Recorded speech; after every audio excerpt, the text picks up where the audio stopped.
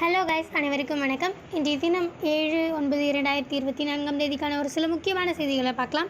So இந்த first பேஜ்லலாம் அவ்வளோ எதுவும் இல்லை. ஸோ அட்வர்டைஸ்மெண்ட் தான் இருக்குது. ஸோ இங்கேருந்து ஸ்டார்ட் பண்ணலாம். ஸோ இங்கே கொடுத்துருக்காங்க இல்லையா. So health minister approves new treatment regiment for multi drug resistance TB அப்படின்றது. ஸோ இது ஆக்சுவலி கொஞ்சம் ரொம்ப இம்பார்ட்டண்ட்டான விஷயம் தான். நான் இதுக்கு முன்னாடியே நிறைய வாட்டி இதை பற்றி பேசியிருக்கோம். டிபி அப்படின்றது பார்த்திங்கன்னா ஆக்சுவலி நம்ம ஃபஸ்ட்டெல்லாம் டிபி கொஞ்சம் கண்ட்ரோல்டாக ஆகிட்டு இருந்தது. பட் ஆனால் இப்போ மறுபடியுமே பார்த்திங்கன்னா மல்டி ட்ரக் ரெசிஸ்டன்ஸ் அப்படின்றத ரெசிஸ்டன்ட் டிபி அப்படின்னு ஒன்று உருவாகி இருக்க மாதிரி மென்ஷன் பண்ணியிருந்தோம். இதுக்கு முன்னாடி நம்ம நிறையவே பார்த்துருக்கோம் இதை பற்றி. ஸோ ஆக்சுவலி இந்த புதுசாக இப்போ கண்டுபிடிச்சிருக்க 4 ட்ரக், அதாவது ஜஸ்ட் ஒரு ரீகேப் கொடுத்துட்றேன் என்னதான் இருந்தாலும் இதுக்கு முன்னாடி சொன்னதெல்லாம்.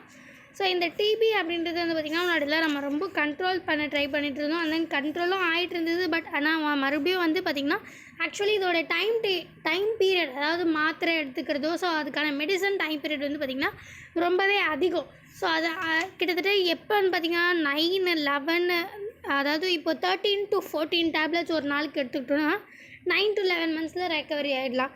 ஆனால் இதுவே பார்த்திங்கன்னா 4 to 5 டேப்லெட்ஸ் நம்ம எடுத்துக்கிட்டோன்னா 18 to 24 மந்த்ஸ் ஆகும். ஸோ இந்த மாதிரி கிட்டத்தட்ட ஒரு 2 வருஷம் கிட்டத்தட்டன்னு வச்சுக்கோங்களேன். ஸோ இவ்வளோ டைம் பீரியட் இருக்கும்போது ஸோ நடுவில் பேஷண்ட்ஸ் பிரேக் எடுக்கிறாங்க, இந்த டேப்லெட்ஸ் போடாமல் மிஸ் பண்ணுறாங்க அப்படின்றதுனால ஸோ இது அந்த ரெசிஸ்டன்ஸ் ஃபார்ம் ஆகிருக்கு அந்த டிபிக்கு அகைன்ஸ்டாக. ஸோ அதாவது அந்த மாத்திரையுமே செயல் இழந்து போயிருக்கு. ஸோ அந்த நடுவில் அந்த டேப்லெட்டை விடும்போது ஸோ அந்த டேப்லெட்கான ரெசிஸ்டன்ஸை அந்த டிபி டிசீஸ் உருவாக்கிடுது. ஸோ அதனால் அதுக்கப்புறமா நம்ம அந்த டேப்லெட் யூஸ் பண்ணாலும் சரி யூஸ் பண்ணாட்டாலும் சரி அந்த டிபி வைரஸ்க்கு பார்த்திங்கன்னா அது எந்த ஒரு அஃபெக்ட்டுமே ஆகாது. ஏன்னா அதுக்கு அகெயின்ஸ்டாக தான் அது ரெசிஸ்டன்ஸ் உருவாக்கிடுச்சு இல்லையா. ஸோ அந்த டேப்லெட்க்கு அகெயின்ஸ்டாக அது இம்யூனிட்டி பில்டப் பண்ணிடுச்சு, அதுக்கு ஸ்ட்ரென்த்தை ஏற்படுத்திக்கிச்சு.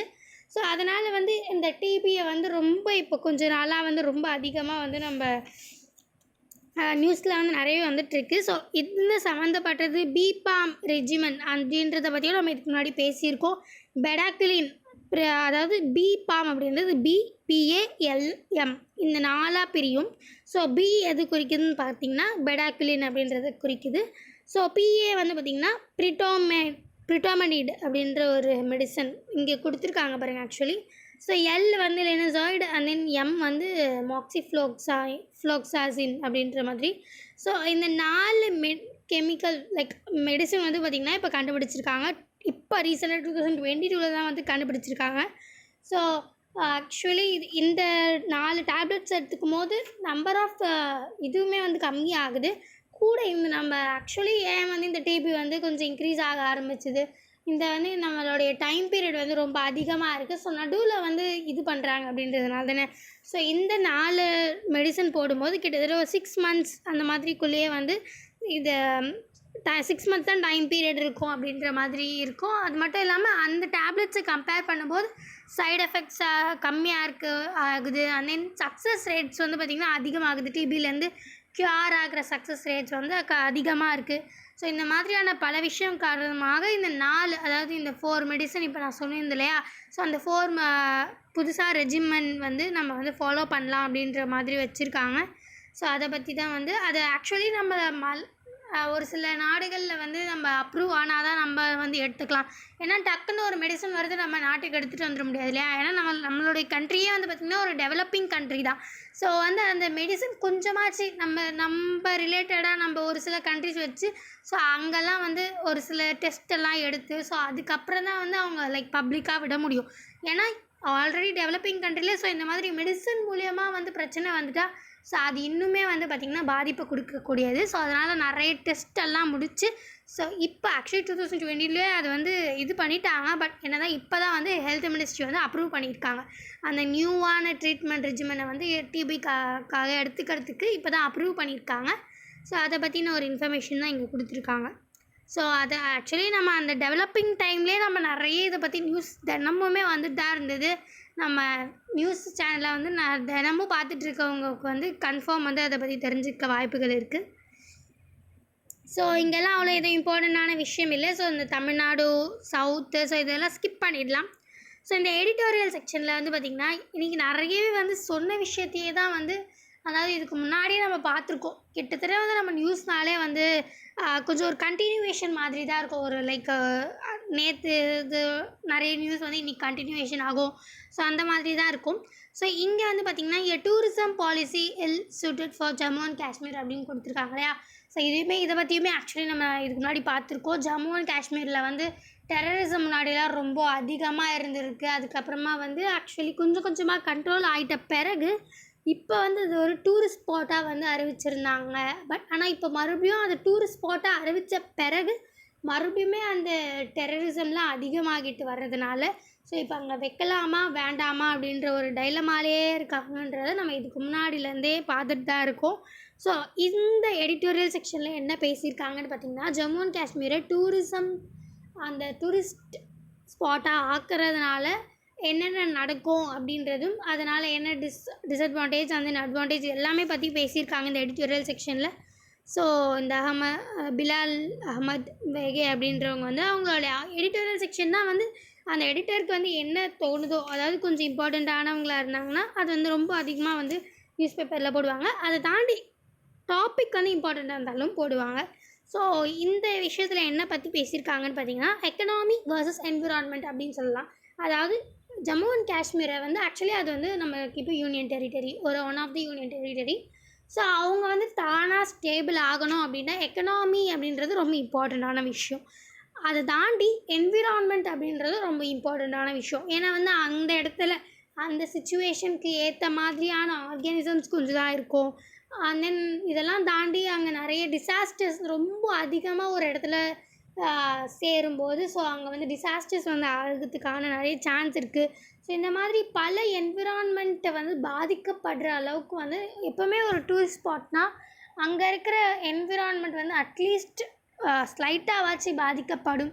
ஸோ என்விரான்மெண்ட்டாக இல்லை எக்கனாமியா அப்படின்ற மாதிரி ஒரு பேசியிருக்காங்க. ஸோ ஆக்சுவலி நம்ம இந்த 2024 பட்ஜெட்டில் வந்து பார்த்திங்கன்னா 3100 crore தான் வந்து நம்ம இதுக்காக வந்து நம்ம ஒதுக்கீடு பண்ணியிருக்கோம். பட் ஆனால் ஆக்சுவலாக அவங்களுக்கு தேவை எவ்வளோன்னு பார்த்திங்கன்னா 13,000 crore வந்து அவங்க கேட்குறாங்க.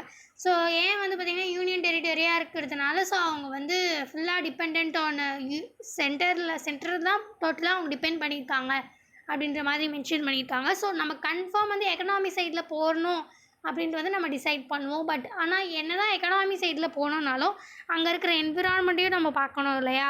ஸோ அந்த ஒரு குழப்பத்திலேயே தான் வந்து ஆக்சுவலி அந்த ரெண்டுத்தை பற்றியுமே இந்த ஆர்டிக்கல் வந்து பேசியிருப்பாங்க. ஸோ ஃபர்ஸ்ட்டு வந்து நம்ம வந்து ஜம்மு அண்ட் காஷ்மீரை டூரிஸ்ட் ஸ்பாட்டாக ஆக்கிறது மூலிமா ஸோ அங்கே நிறைய வந்து டிமாண்ட் ஏற்படும், எம்ப்ளாய்மெண்ட் அதிகமாகும், ஹவுஸ்ஹோல்டு இன்கம் வந்து அதிகமாகும், ஜிடிபி அதிகமாகும். ஸோ இந்த மாதிரி நிறைய விஷயங்கள் இருந்தாலுமே ஸோ நம்ம நார்மலாக பார்க்கும்போது அந்த இடத்துல நிறைய இன்ஃப்ராஸ்ட்ரக்சர் வந்து ஃபஸ்ட்டு பில்டப் ஆகும். ஸோ இதெல்லாம் வந்து அட்வான்டேஜஸ். இதுக்கு முன்னாடி நான் சொன்னது இந்த ஹவுஸ்ஹோல்டு எக்ஸ்பென்சஸாக இருக்கட்டும் சரி, இன்கமாக இருக்கட்டும் சரி இன்க்ரீஸ் ஆகும். ஸோ ஜிடிபி இன்க்ரீஸ் ஆகும். ஸோ இது எல்லாமே வந்து அட்வான்டேஜஸ். ஆனால் டிஸ்அட்வான்டேஜஸ் அப்படின்னு சைடில் போகும்போது ஸோ இந்த நிறைய இன்ஃப்ராஸ்ட்ரக்சர்ஸ் வந்து ஃபார்ம் ஆகும்.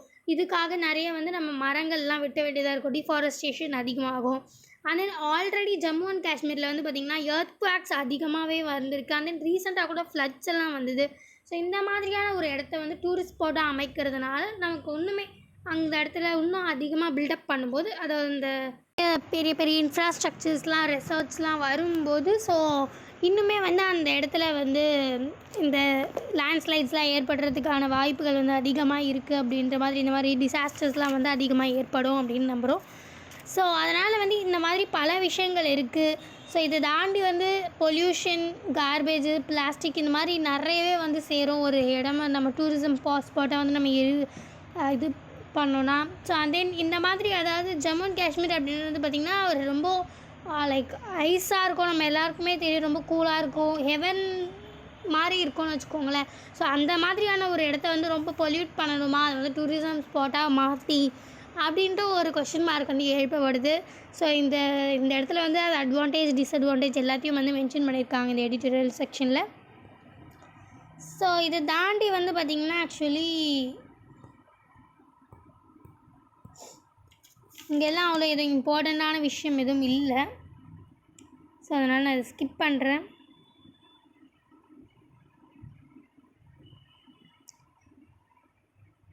இங்கே வந்து பார்த்திங்கன்னா actually permit real growth, avoid China's EV colonies tax அப்படின்னு கொடுத்துருக்காங்க இல்லையா. ஸோ இது கொஞ்சம் இம்பார்ட்டண்டான விஷயம் தான். அதாவது எலக்ட்ரிக் வெஹிக்கிள் பற்றி மென்ஷன் பண்ணியிருக்காங்க. இதுக்கு முன்னாடி நிறையவே வந்து எலக்ட்ரிக் வெஹிக்கிள்காக சப்சிடிஸ் வந்து நிறைய இருக்குது அப்படின்றது நம்ம எல்லாருக்குமே தெரியும். ஸோ பட் ஆனால் ஒரு சிலர் வந்து சப்சிடிஸ் வந்து இன்னுமே கொடுக்கணும் அப்படின்னு வந்து மென்ஷன் பண்ணுறாங்க. இன்னொரு சில பேர் வந்து பார்த்திங்கன்னா ஆக்சுவலி லைக் சப்சிடிஸ் வந்து ஆல்ரெடி வந்து ரேட் வந்து இந்த ஒரு கொஞ்சம் நாட்களாக வந்து கம்மியாயிருக்கு. ஸோ இன்னுமே வர வருஷங்கள்லாம் வந்து பார்த்திங்கன்னா கம்மியாகிட்டே தான் போகும். ஸோ அதனால் இந்த சப்சிடிஸ் வந்து எலக்ட்ரிக் வெஹிக்கிளுக்கு தேவையில்லை அப்படின்ற மாதிரி ஒரு சிலருக்கு சொல்லியிருக்காங்க.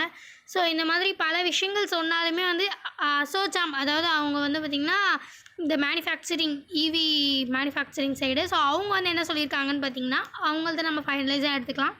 ஸோ அதாவது எலக்ட்ரிக் வெஹிக்கிள் வந்து இன்னும் ஒரு 3 to 5 இயர்ஸ்க்கு வந்து அதுக்கு சப்சிடிஸ் கொடுக்கணும் அப்படின்னு வந்து அவங்க நம்புகிறாங்க. ஸோ இது தாண்டி ஏன் வந்து பார்த்திங்கன்னா இப்போதைக்கு நம்ம நிறைய எலக்ட்ரிக் வெஹிக்கிள்ஸ் வந்து வெளியிலேருந்து அப்படியே ரா மெட்டீரியல்ஸ் வாங்கி இங்கே ஜஸ்ட் அசம்பிள் மட்டும் தான் பண்ணுறோம். ஆனால் இதை வந்து நம்ம இந்தியாவிலே ப்ரொடியூஸ் பண்ணணும் அப்படின்னா ஸோ அதுக்கான சப்சிடிஸ் வந்து இன்னுமே வந்து ஒரு கொஞ்சம் வருஷங்கள் வந்து கொடுக்கணும் அப்படின்றது தான் வந்து அவங்களோட சார்பாக அவங்க வந்து வச்சுருக்காங்க. ஸோ இது தாண்டி வந்து பார்த்திங்கன்னா ஆக்சுவலி இங்கே வேறு எதுவும் இம்பார்ட்டண்ட்டாக இல்லை. ஸோ தென் இது வந்து ஒரு சின்ன ஒரு கான்வர்சேஷன் தான்.